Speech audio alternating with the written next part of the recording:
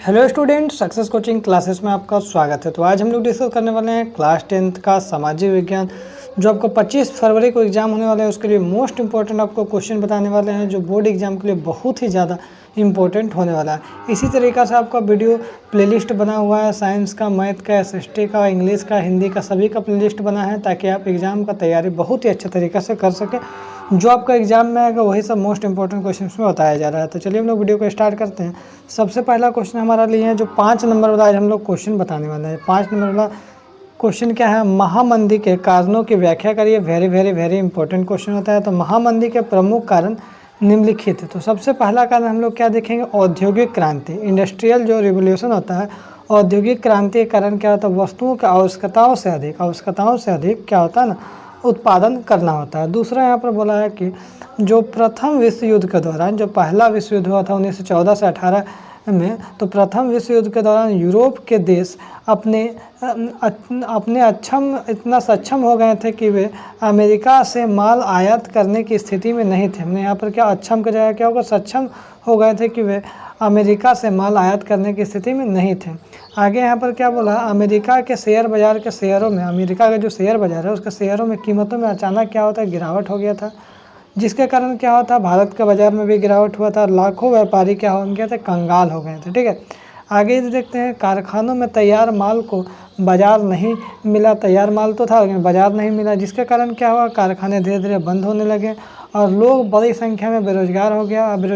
तो समझ रहे हैं ना, सबसे ज़्यादा प्रॉब्लम बेरोजगार होने से आपको ये बताया गया महामंदी के कारण बताया गया। जो ये से 4 से 5 कारण है महामंदी का। आगे देखते हैं। नेक्स्ट क्वेश्चन हमारा इंपॉर्टेंट क्या है? G77 very very important question है। कितना बार आपका एग्जाम में पूछा गया है? G77 देश से आप क्या समझते हैं?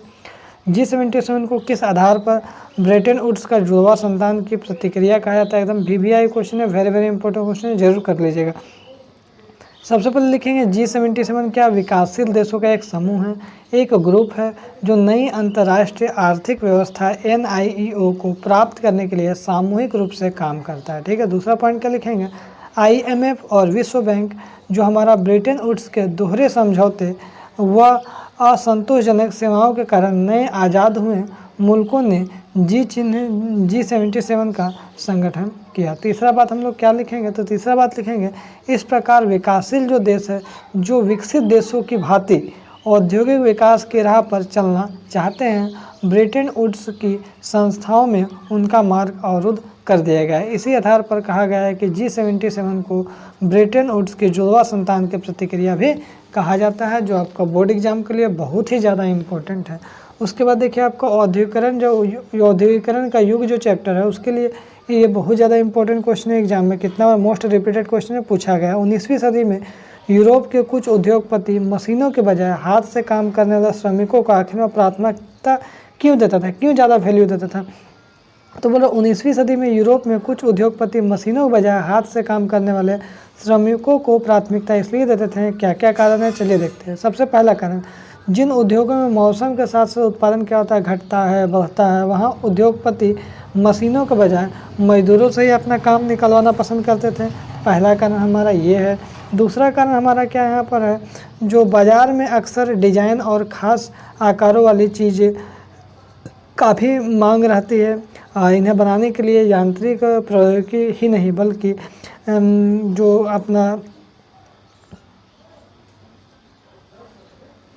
देखिए यहाँ क्या बोल रहा, जो बाज़ार में हम लोग जो लेंगे तो क्या मिलेगा? डिजाइन और ख़ास आकार वाली चीज़ों की काफ़ी मांग रहती है। ठीक है, और ये सब क्या होता है? हाथ से ही बनाया जाता है अक्सर, इसीलिए बोला गया कि यांत्रिक प्रौद्योगिकी की नहीं बल्कि हाथ से बना हुआ चीज़ ज़्यादा इम्पोर्टेंट है। आगे देखते हैं। तीसरा पॉइंट क्या बोला है?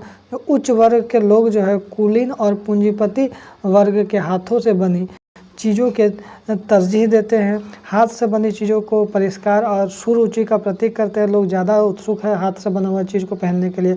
अतः इन उपयुक्त बातों के वजह से ही 19वीं सदी में उद्योगपति मशीनों के बजाय हाथ से काम करने वाले श्रमिकों को ज़्यादा प्राथमिकता देते थे। आगे देखिए, ये भी क्वेश्चन बहुत ही ज़्यादा आपके लिए इम्पोर्टेंट है। ईस्ट इंडिया कंपनी ने भारतीय बुनकरों से सूती और रेशमी कपड़े की अनियमित आपूर्ति की सुनिश्चित करने के लिए क्या किया? तो ईस्ट इंडिया कंपनी ने भारतीय बुनकरों से सूती और रेशमी कपड़े के नियमित आपूर्ति सुनिश्चित करने के लिए निम्नलिखित प्रयास किया। पहला प्रयास देखते हैं।